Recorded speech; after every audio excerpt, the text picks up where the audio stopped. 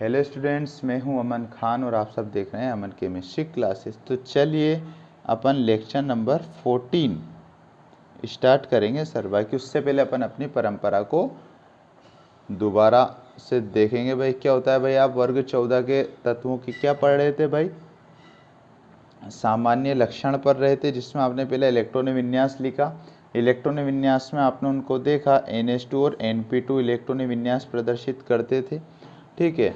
और ये ना तो ये इनके मेटल +4 बताने की प्रवृत्ति रखते थे, ना ही ये M4- बताने की प्रवृत्ति रखते थे। दोनों ही ऑक्सीडेशन स्टेट ये आसानी से नहीं बताते थे। जबकि किसमें, कार्बन और सिलिकॉन, ठीक है सर, ये दो तत्व आपस में सह संयोजक बन के द्वारा जुड़ते थे। जब ये कौन सी दर्शाते थे सर? ये +4 ऑक्सीडेशन स्टेट दर्शाते थे, ठीक सर। फिर आपने क्या देखा, +4 ऑक्सीडेशन स्टेट के स्थायित्व का क्रम देखा आपने। जर्मेनियम जो होता था सबसे ज़्यादा होती थी, ठीक है, और लेड की सबसे कम होती थी, ठीक। उसके बाद हमने +2 देखी तो जर्मेनियम की सबसे कम तथा लेड की सबसे ज़्यादा ऑक्सीडेशन स्टेट होती थी। उसके बाद आपने देखा जर्मेनियम की कौन सी ऑक्सीडेशन स्टेट, +2 या +4, कौन सी अधिक स्थायी होती थी? +4 होती थी। और लेड की कौन सी होती थी सर, +2 या +4? फिर आपने बताया था सर +2 होती थी। फिर अपन ने दोनों के कारण भी दिए थे, क्यों होता था ऐसा? अक्रिय युग्म प्रभाव की वजह से होता था, ठीक है। अक्रिय युग्म प्रभाव होता क्या था? वह अपना 18+2 इलेक्ट्रॉन वाला फॉर्मूला होता था, ठीक सर। उसके बाद अपन आए थे सेकंड वाले पे, जो आपके सामने लिखा हुआ है, आयनन विभव एवं विद्युत ऋणता। आयनन विभव IP और विद्युत ऋणता इलेक्ट्रॉन नेगेटिविटी, ठीक सर। इसको समझने के लिए अपन ने क्वेश्चन लिखा था, Pb का आयनन विभव Sn से अधिक होता है क्यों? सबसे पहले आपको इसका क्वेश्चन समझना पड़ेगा सर, जबकि ऐसा नहीं है। जबकि जो 95% बच्चे हैं वो क्या सोचेंगे, जब क्या सोचेंगे, मैंने आपको बता रखा है सर, आपने तो हमें बताया था कि IP किसका, जिसका आकार छोटा, क्या सर, जिसका आकार छोटा उसका IP ज़्यादा। ये आपके क्या भाई 95%, ये जो आपको दिया गया क्या है सर, ये एक लेख है कि जिसका आकार छोटा होता है उसमें से आपको इलेक्ट्रॉन निकालने के लिए अधिक ऊर्जा देनी पड़ती है। बिल्कुल ये 95% राइट है कि जिसका आकार छोटा उसकी IP अधिक, मतलब इलेक्ट्रॉन को आप निकालने के लिए आपको अधिक ऊर्जा देनी है, ठीक सर। अब आप यहाँ देखो, इसने इस क्वेश्चन में अपन से किन दो तत्वों की बात करी, एक तो लेड की, एक तो किसकी करी है, Pb की करी है, और एक Sn की करी। अब आप जानते हो Pb कितने नंबर पर आता है? 82 पर आता है। Sn कितने पर आता है? 50 पर आता है। कोई दिक्कत है क्या? नहीं है सर, ये 50 पर आता है और ये 82 पर आता है। अब आप इसके अनुसार जो अपना कॉमन बात, जो आपकी सामान्य बात, जो 95% सही होती है कि जिसका आकार छोटा उसका IP अधिक, तो इन दोनों में ये Sn जो होता है 10 आवर्त सारणी में 50 नंबर पर आता है और ये 82 नंबर पर आता है। तो आप इसके अनुसार बताइए किसका IP ज़्यादा होगा। सर इसमें क्या बताने की बात है, ये तो हमें आँखों से दिख रहा है कि Sn का आकार क्या है सर, कम है, और Pb का, लेड का आकार ज़्यादा है, तो इसका IP तो क्या होगा सर, कम होगा, और इसका IP क्या होगा सर, ज़्यादा होगा। ये तो हमने आपको यूँ ही बता दिया आसानी से, इसमें तो कोई दिक्कत ही नहीं आई।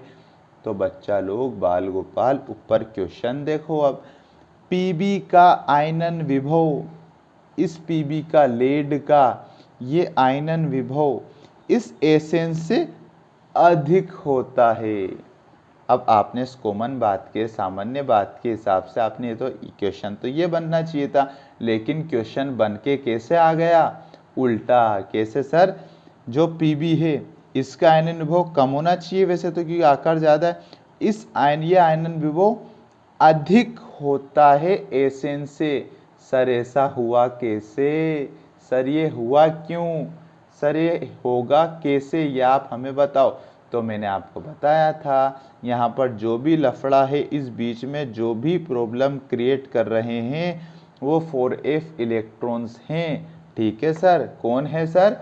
4f इलेक्ट्रॉन्स हैं। आ गई बात समझ में? बिल्कुल सर आ गई। अब इस 4f इलेक्ट्रॉन कैसे, मान लो मैं दोनों के इलेक्ट्रॉनिक विन्यास लिख देता हूँ सर, लिख दूँ। सबसे पहले मैं 82 का Pb आता है भाई,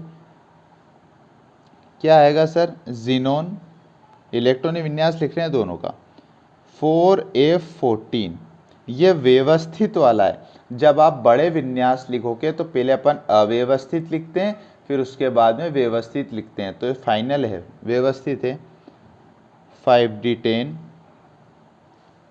6s2 6p2।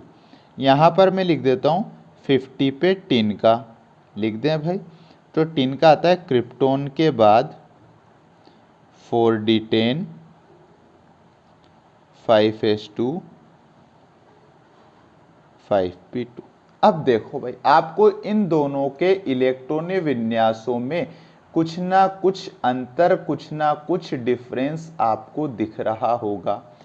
इसका आंसर देखिए, ऐसा 4f इलेक्ट्रॉन्स के दुर्बल परिरक्षण के कारण होता है। यहाँ पर देखो सर, किधर देखें, अब आप दोनों में डिफरेंस बताओ। मैं आपको 2 सेकंड का वक्त देता हूँ। हाँ सर, हल्का हल्का दिख रहा है, तो बेटा क्या दिख रहा है, यहाँ पर हमें F उपकोष दिख रहा है, यहाँ पर हमें D उपकोष दिख रहा है, तो बेटा D तो ऊपर भी है। तो मैंने बोला था जो प्रॉब्लम क्रिएट करता है वो 4f उपकोष ही करता है। कौन सा उपकोष भाई, 4f। आप जानते हो सबसे पहले आप अव्यवस्थित वाला इलेक्ट्रॉनिक विन्यास लिखते हो तो f कक्षक कहाँ आता है भाई, सबसे आगे आता है। लेकिन आप जैसे ही उस इलेक्ट्रॉनिक विन्यास को व्यवस्थित करते हो तो आप उसे गणित के अक्षरों के, गणित के अंकों के अनुसार जमाते हो। तो सबसे पहले 1-1 वाले कक्षक, फिर 2-2 वाले, फिर 3-3 वाले, फिर 4-4 वाले, फिर 5-5 वाले, ठीक है।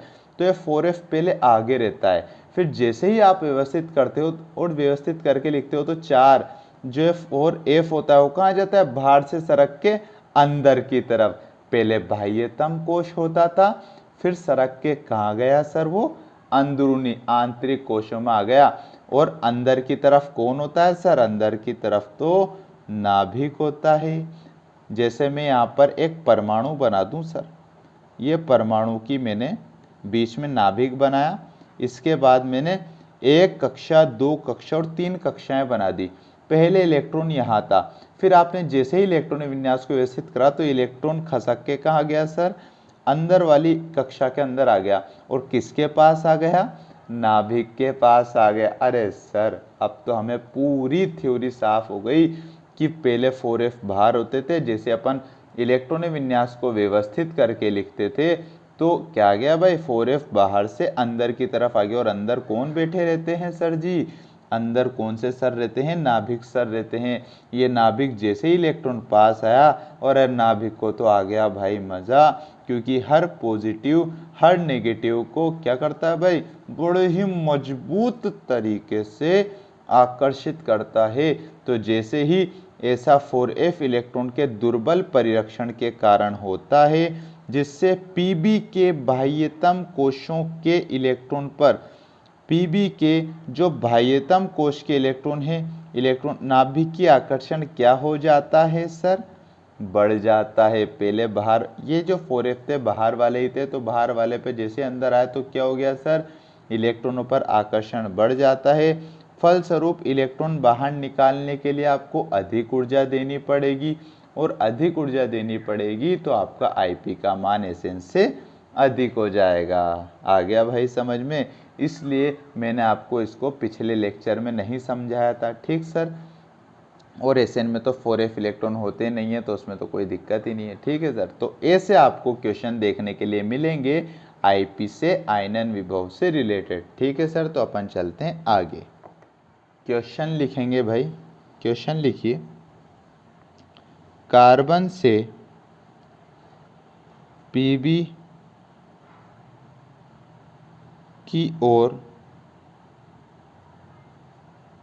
जाने पर, कार्बन से लेड मतलब सबसे ऊपर से सबसे नीचे वाले तत्व की ओर जाने पर, ऑप्शन ए। आर मतलब त्रिज्या बढ़ती है। बी ऑप्शन आपके सामने आता है, आर घटती है। सी ऑप्शन आता है, घटती और बढ़ती है, घटती और बढ़ती है। डी ऑप्शन आता है, नन ऑफ दीज, कुछ कहा नहीं जा सकता या इनमें से कोई भी नहीं। अगर इनमें से कोई भी नहीं ऐसा तो नहीं हो सकता सर, तो इसको तो अपन ऐसे ही लिख लिया भाई। अब आप मुझे बताओ सर, कार्बन से सबसे पहले अपन निम्न 5 तत्व लिख दें। कहें सीता जी सुनो प्रभु, ये आपके पास वर्ग 14 तत्व आ जाते हैं। ये निम्न 5 तत्व काय के होते हैं सर? ये निम्न 5 तत्व आपके वर्ग 14 के होते हैं, कार्बन, सिलिकॉन, जर्मेनियम, टिन और लेड। क्वेश्चन आया, इस कार्बन से इस पीबी की ओर जाने पर क्या होता है सर? त्रिज्या का मान बढ़ेगा, त्रिज्या मतलब परमाणु का आकार बढ़ेगा, या परमाणु का आकार घटेगा, या घटेगा और बढ़ेगा। घटती है और बढ़ती है। ठीक है सर, ये ऑप्शन ही टेढ़ा मेढ़ा है, तो आपको बताना है। बताइए भाई, सिंपल सी बात है। जिस भी स्टूडेंट्स को इनके परमाणु क्रमांक याद होंगे, वह बिना सोचे समझे आंख बंद करके इसका आंसर दे देगा। कार्बन कितने पे आता है सर? बता दीजिए ना मुझे। कार्बन कितने पे आता है? सिलिकॉन कितने पे आता है? जर्मेनियम कितने पे आता है? तो कार्बन आता है आपका 6 नंबर पर, सिलिकॉन आता है आपका 14 पर, जर्मेनियम आता है आपका 32 पर, एसएन अभी आप पढ़ के आए 50 पर, और पीबी आता है आपका 82 पर।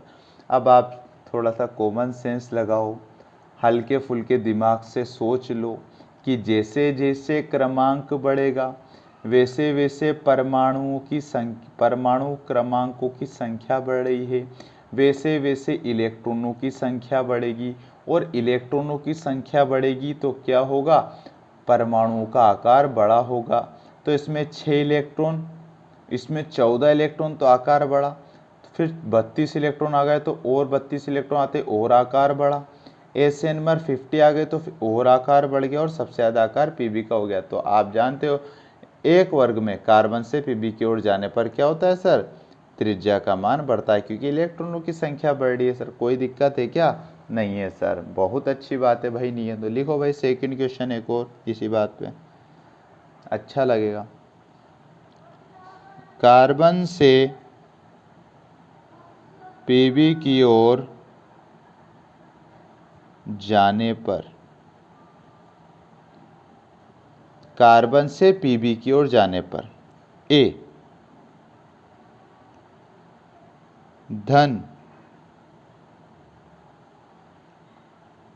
विद्युती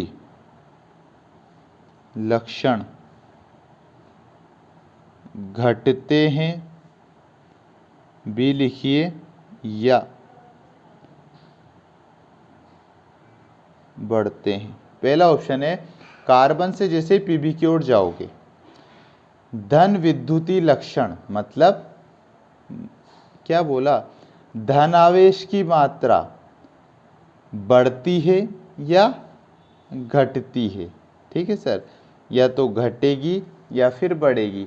आपको मैं दोनों क्वेश्चन लिखवा के आ चुका हूँ कि +4 के उसमें या +2 के उसमें कैसा होता है, तो कैसा होता है, क्रम क्या होगा, किसके होते हैं, तो आसानी से देख के आप बता दोगे क्या होता है सर? धनावेश की मात्रा बढ़ती है। ठीक है सर, क्योंकि आईपी का मान क्या होता था? बताइए ना, आईपी का मान पीबी में क्या था? बताइए बताइए बताइए। बढ़ता था। ये था ना, पीवी का मान एसएन से अधिक होता था, लेकिन कम होना चाहिए, वैसे तो कम होगा तो ज़्यादा धन आवेश दे देगा, ज़्यादा धन आवेश दे देगा तो धन विद्युतीय लक्षण कैसे होंगे सर? बढ़ेंगे। एक और क्वेश्चन लिख लीजिए इस बात पे, अच्छा लगेगा सर। लिखिए भाई, एक और क्वेश्चन लिखिए। कार्बन से पीबी की ओर जाने पर ए ऑप्शन आता है घनत्व बढ़ता है, बी ऑप्शन आता है घटता है। जब कार्बन से लेड की तरफ आप गमन करोगे, कार्बन से लेड की तरफ आप जाओगे तो घनत्व बढ़ेगा या घनत्व कम होगा?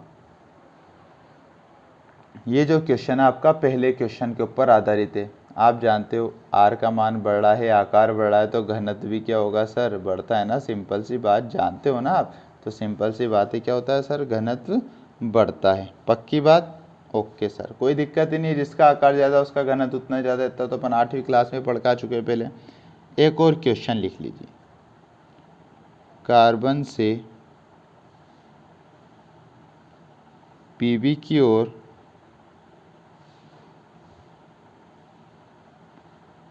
जाने पर ए ऑप्शन आता है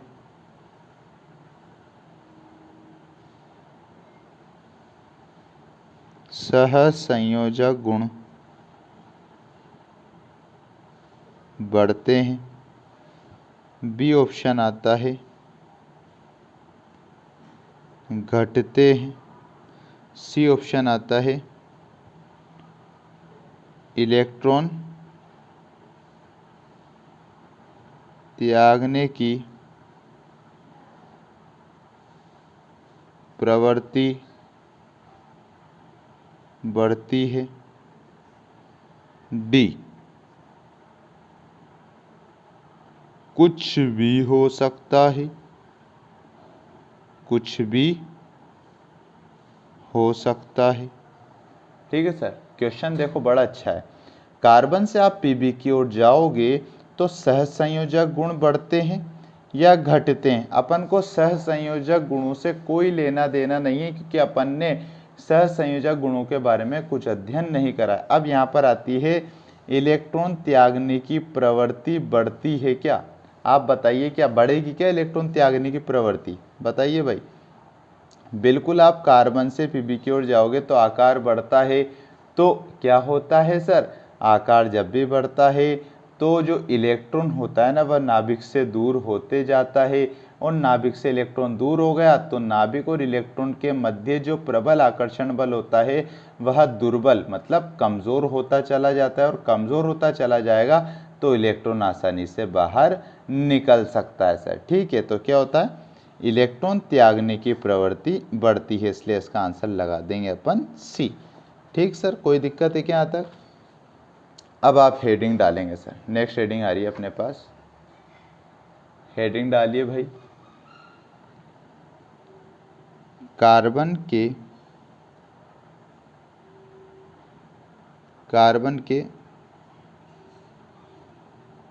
परमाणुीय तथा भौतिक गुण। कार्बन के परमाणुीय व भौतिक गुण क्या क्या होते हैं भाई? देखेंगे अपन। लिखिए भाई, मतलब कार्बन के बारे में सामान्य जानकारी अपन लिखेंगे। सबसे पहले कार्बन का संकेत क्या होता है भाई? कार्बन का संकेत, कार्बन को आप 6 से बताते हो। परमाणु क्रमांक होता है इसका 6, और इसका परमाणु भार होता है जस्ट दुगना, मतलब 6 दूनी 12। ठीक है सर, जितना परमाणु क्रमांक होता है उसका दुगना परमाणु भार होता है। इसका कितना होता है सर?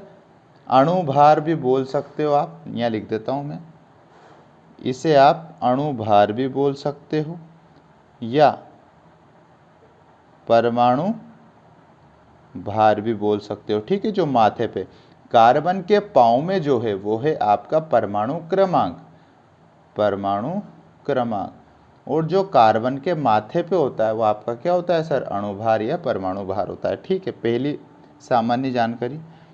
दूसरा आता है कार्बन का इलेक्ट्रॉनिक विन्यास। बहुत अच्छी तरह जानते हो आप, 1s2 2s2 2p2। ठीक है सर, 6 पे आता है तो 6 इलेक्ट्रॉन बनना है, तो sp। ठीक है सर, 1s2 2s2 और 2p2। कार्बन की संयोजकता, कार्बन की संयोजकता 4 होती है। कोई पूछ ले कार्बन कितने मैक्सिमम बंध बना सकता है, 4 मैक्सिमम बंध बना सकता है। ठीक है, कार्बन की संयोजकता कितनी होती है सर, 4 होती है। ये 10th क्लास में भी आता है, कार्बन की संयोजकता बताइए। सर ये 4 क्यों होती है, इसके बारे में अपन पढ़ेंगे रासायनिक आबंध वाले चैप्टर में। जब अपन पूरे तत्वों की स्ट्रक्चर्स बनाएंगे उसके अंदर आपको इसको अच्छी तरह समझाया जाएगा, तो है ना, इसलिए टेंशन नहीं करना है भाई। कोई दिक्कत है क्या? कार्बन की सह संयोजक त्रिज्या, कार्बन की जो त्रिज्या होती है, कार्बन परमाणु की जो आकार होता है, त्रिज्या होती है, उसका कितना मान होता है, 0.77 एंगस्ट्रॉम। ठीक है सर, इसको बोला जाता है एंगस्ट्रॉम। ठीक, कार्बन का गलनांक, कार्बन का गलनांक 3800 केल्विन। ठीक है सर, 3800 केल्विन होता है। क्वथनांक, कार्बन का क्वथनांक कितना होता है सर, 51 केल्विन। ठीक है सर, कोई दिक्कत? कार्बन का संकेत आपने देखा 6C12 होता है। पूरा प्रॉपर तरीके से आप संकेत दोगे तो ऐसा होता है, लेकिन सामान्य में तो अपन 6 कार्बन ऐसे भी लिख सकते हैं, कोई दिक्कत नहीं है। जब आपसे पूछ लिया जाए कि कार्बन का संकेत दीजिए परमाणु भार के क्रम में, तो आप 6C12 ऐसे लिख दोगे, कोई दिक्कत ही नहीं है। कार्बन का इलेक्ट्रॉन विन्यास आप अच्छी तरह से जानते हो, 1s2 2s2 2p2 होता है। 6 इलेक्ट्रॉन 6 नंबर पर आता है, 6 इलेक्ट्रॉन बढ़ोगे 2 4 6। कार्बन की संयोजकता 4 होती है। कार्बन की सहसंयोजक त्रिज्या का मान 0.77 एंगस्ट्रॉम होता है। कार्बन का गलनांक 3800 केल्विन होता है। कार्बन का क्वथनांक 5100 केल्विन होता है। ठीक है सर, देखते हैं अपन आगे। अब अपन कार्बन परमाणु की सामान्य जानकारी लिखेंगे, तो पहला स्टार पॉइंट लिखिए, कार्बन एक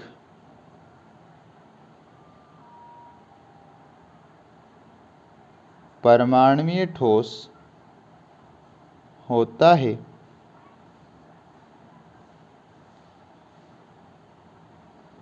इसी वजह से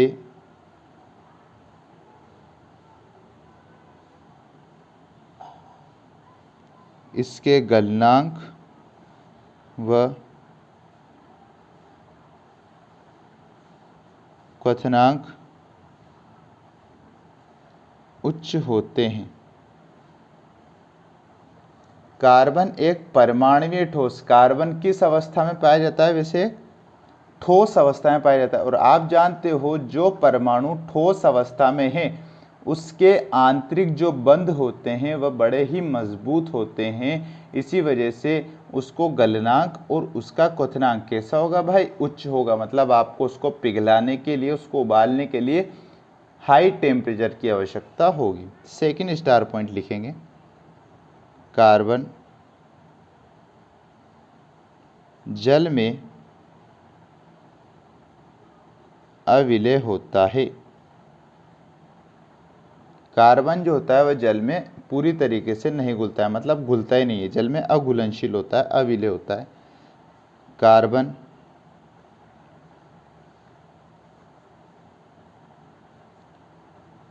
लिटमस के प्रति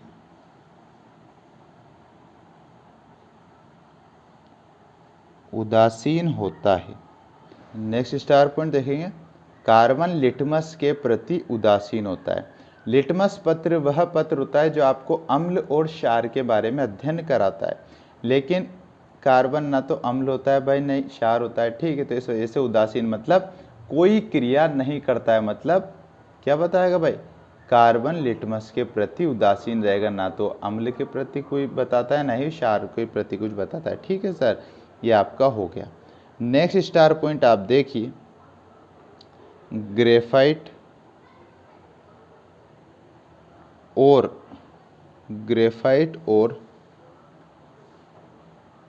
गैस कार्बन के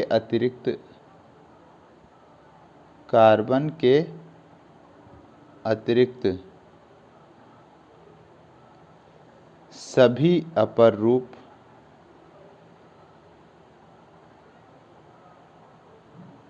विद्युत के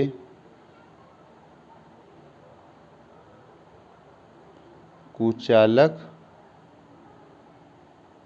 होते हैं। ग्रेफाइट और गैस, कार्बन के अतिरिक्त सभी अपर रूप, मतलब ग्रेफाइट और जो कार्बन की जो गैस होती है, इन दोनों को छोड़कर जितने भी कार्बन के जो अपर रूप होते हैं, समस्त अपर रूप हो गए, काजल हो गया, कोयला हो गया, और अपना क्या हो गया, हीरा हो गया, सभी अपर रूप कैसे होते हैं भाई, विद्युत के कुचालक।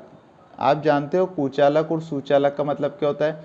कुचालक का मतलब होता है इसमें विद्युत मतलब करंट नहीं लगेगा, ठीक है सर।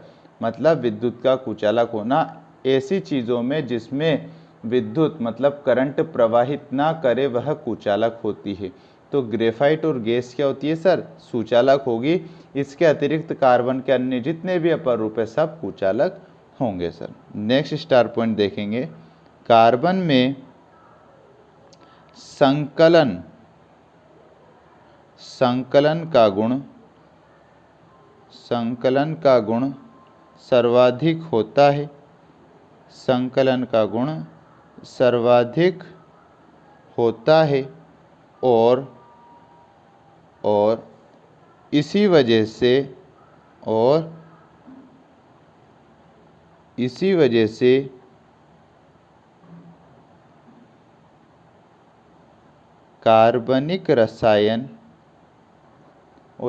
से कार्बनिक रसायन में इसके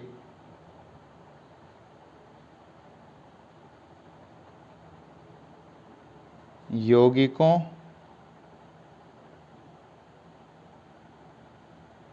अध्ययन